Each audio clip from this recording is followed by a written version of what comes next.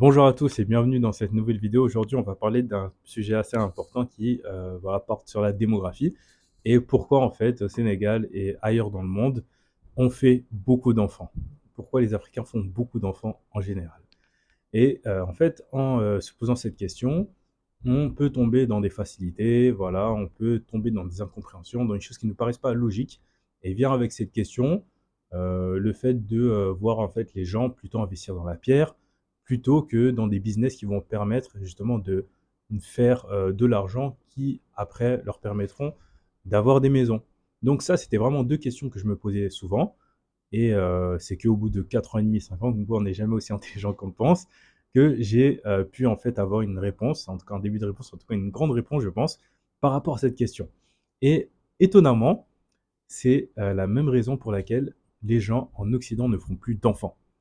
C'est-à-dire que contrairement à l'Afrique subsaharienne, l'Afrique en général, où il y a tout le temps on fait des débats autour de la bombe démographique avec 8 enfants par femme, ce genre de choses, dans le reste du monde, surtout dans les pays développés ou dans les pays très avancés, eh ben, on voit l'effet inverse avec un déclin démographique à des niveaux où les pays vont potentiellement en fait disparaître d'ici 2050-2100. Donc bon, ça c'est des projections, mais en tout cas, ça ne permettra pas de maintenir leur système à un niveau suffisamment bien pour pouvoir assurer un fonctionnement normal. Et ça, c'est une menace qui est sur les épaules en fait de la Corée du Sud. Donc ça, c'est vraiment le pire exemple en termes de d'éclat démographique. Mais il y a aussi l'Europe. La France avait un petit avantage qu'elle a perdu récemment. Et il y a des pays même comme la Chine hein, où les gens, pardon, ne font plus de gosses.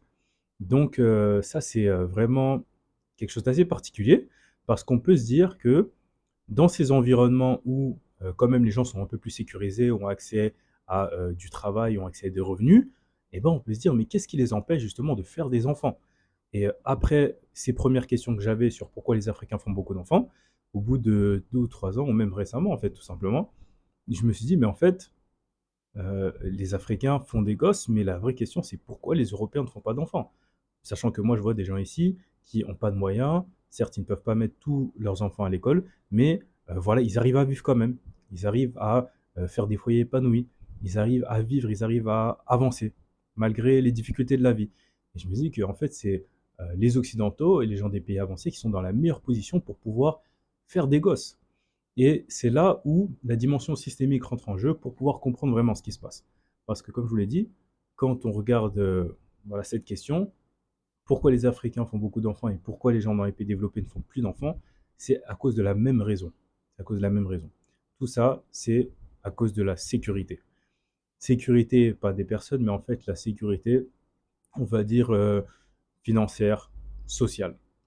Là où dans les pays plus avancés, on a des systèmes qui vont permettre d'aider les gens, donc les allocations familiales, voilà, des revenus que le gouvernement peut te donner si tu as un enfant. Quand tu es malade, ben, en fait, tu as la sécurité sociale. Quand voilà, tu veux un appartement, tu as des APL en France. En fait, tu as tout un tas d'outils qui vont permettre aux citoyens lambda de pouvoir subvenir à ses besoins, quand bien même il n'a absolument rien, ce qui n'est pas le cas en fait dans la majorité des pays africains, où chacun doit se débrouiller avec ses propres moyens. Et dans ce contexte-là, en Occident, euh, les individus en fait ne se sentent plus en sécurité. Donc le réflexe est de se dire, si moi j'arrive pas à me débrouiller tout seul pour me gérer, eh ben c'est pas en ayant un enfant que je vais arranger ma situation. Et cet enfant ne va pas pouvoir vivre en fait dans de bonnes conditions. Et ici en fait c'est tout l'inverse. C'est-à-dire que tu es dans un système où il n'y a pas de protection. Il n'y a pas de retraite. La retraite, c'est l'une des meilleures protections pour moi. C'est-à-dire, bon, bah, quand tu seras vieux, tu as l'assurance d'avoir un revenu. Même si c'est de moins en moins certain, mais au moins, tu as cette perspective-là. Alors que ici, bon, certes, il y a des systèmes de cotisation, mais c'est pas étendu à tout le monde, et c'est pas tout le monde qui peut se le payer, et c'est pas obligatoire non plus. Et en fait, l'enfant est vu comme une richesse, comme euh, quelqu'un qui va pouvoir t'aider plus tard. C'est-à-dire que au lieu de financer en fait ta retraite, de cotiser, voilà, d'acheter un crédit, de prendre un crédit à la banque pour avoir une maison, qui va te permettre justement de vivre à la retraite, en fait, dans les pays comme le Sénégal, on va faire des costauds et on va prioriser. l'investissement immobilier pour pouvoir se sécuriser et avoir une maison à soi. C'est que l'enfant, c'est la sécurité.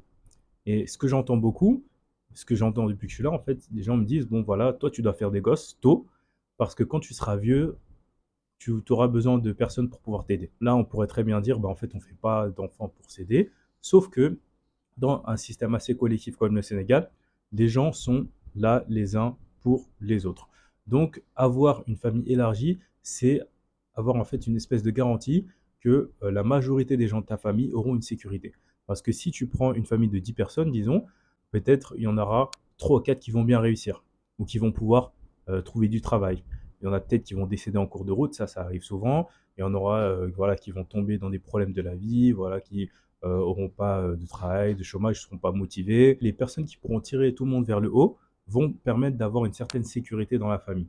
Ce qui amène beaucoup de problèmes, notamment les gens qui partent à l'extérieur, des gens de la diaspora, les Africains que vous voyez en Europe, aux États-Unis et dans tous ces pays-là, c'est des soutiens de famille. C'est des gens qui déjà vont gagner pas beaucoup d'argent par rapport à là où ils sont, et la majorité de l'argent qu'ils vont avoir, en fait, ils vont le renvoyer à leur famille. Et ça, c'est quelque chose qui est largement sous-estimé et qui est très mal vu en Europe en particulier, surtout quand on parle de l'argent gagné qui s'échappe, comme si c'était de l'argent volé, comme si c'était de l'argent qui n'allait pas servir à nourrir des gens, scolariser des gens et à soutenir des personnes. Donc tous les milliards que vous entendez, oui, les Africains envoient X milliards, il faut les interdire, il faut leur empêcher, c'est totalement idiot et ça met en péril en fait des vies, tout simplement.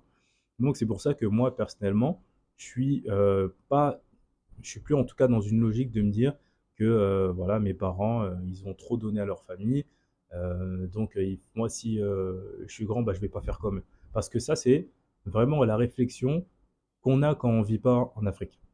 Moi, avant de vivre au Sénégal, moi, j'avais la même réflexion. Je me disais, mais ma mère, elle donne trop à sa famille, machin, machin. Mais en fait, quand tu es là, tu vois à quel point c'est important, à quel point ça aide des gens, à quel point ça sauve des vies.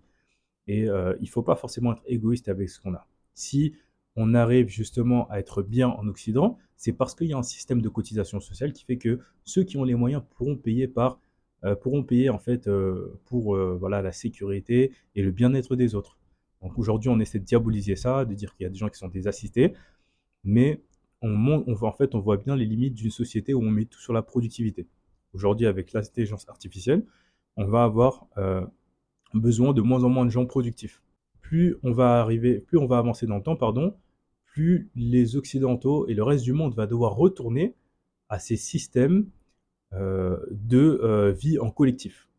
Donc ça va être commencer à rester en fait chez la famille, parce que comme tu peux pas avoir accès à la propriété, bah, tu vas devoir rester chez tes parents, tu vas devoir rester voilà, en colocation peut-être, ou tu vas même devoir te marier, parce que ce qui est bien dans le mariage, c'est que tu peux partager les revenus, tu peux partager les tâches, et ça facilite en fait beaucoup de choses. Là où les gens célibataires vont tendance à galérer de plus en plus.